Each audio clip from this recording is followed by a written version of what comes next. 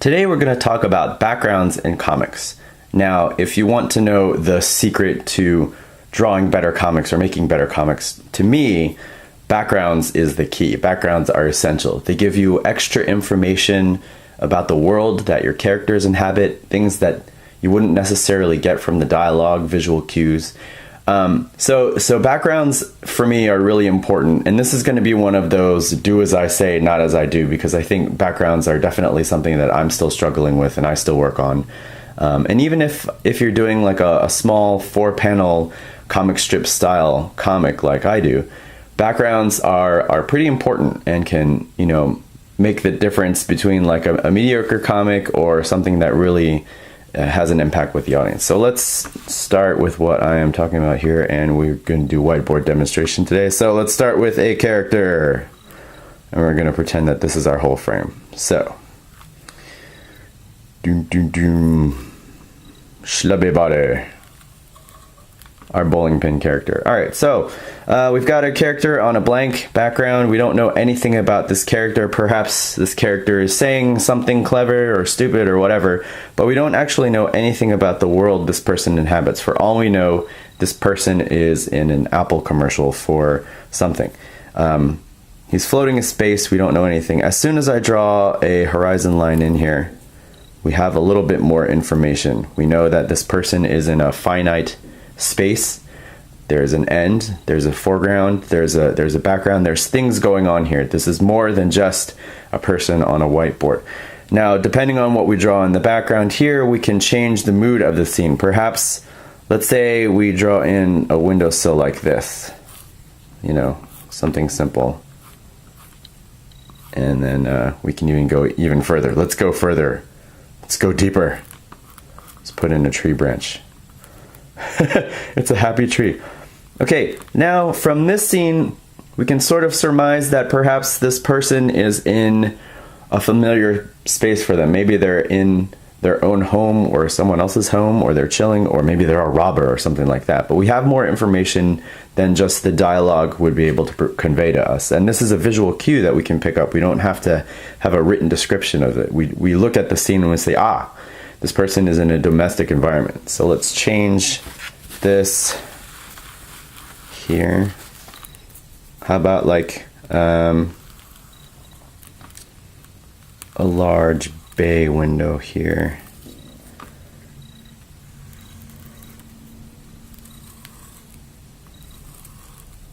Something like that. And then we got buildings in the background, skyscrapers.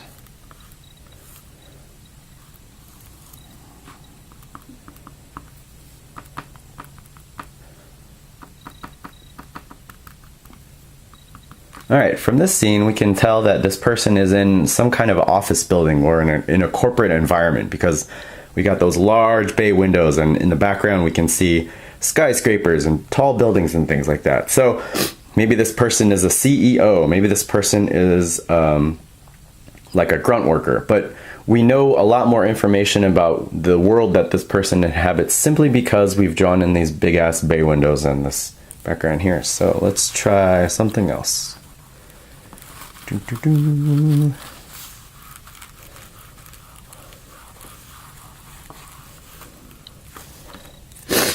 All right, so we're gonna go for some rubble here in the background. And this is again one of those do as I say, not as I do. This doesn't look very so smoldering wreckage of something.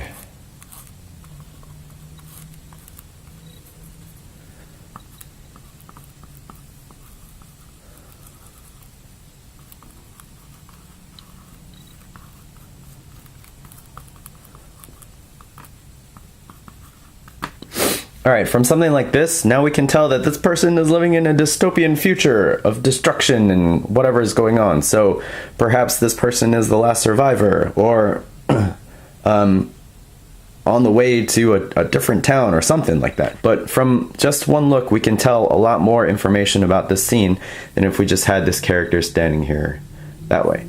Do you have to draw backgrounds in every single one of your panels? Not necessarily. It depends on your panel layout and what you've got going on in those panels. Sometimes, sometimes you'll have a close-up of a face and you won't necessarily need a background. Do you need to do things in perfect perspective? Not necessarily.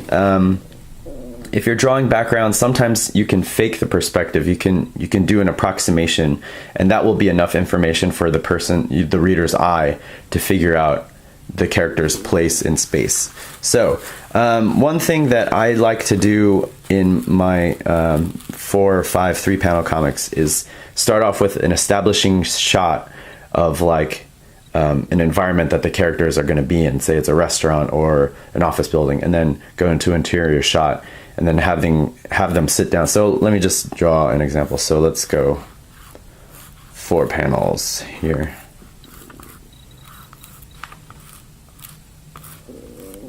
All right, so let's say we have an establishing shot of me bumping the camera. Let's see, this is a restaurant location in Yellow Peril, kind of, sort of.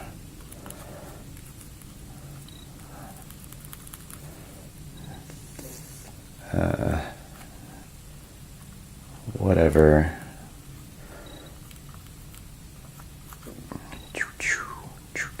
All right, so we'll start off with an establishing shot. This lets everybody know the physical location where the scene is going to be taking place. So then we shoot to an interior shot where we have the characters sitting around a table. So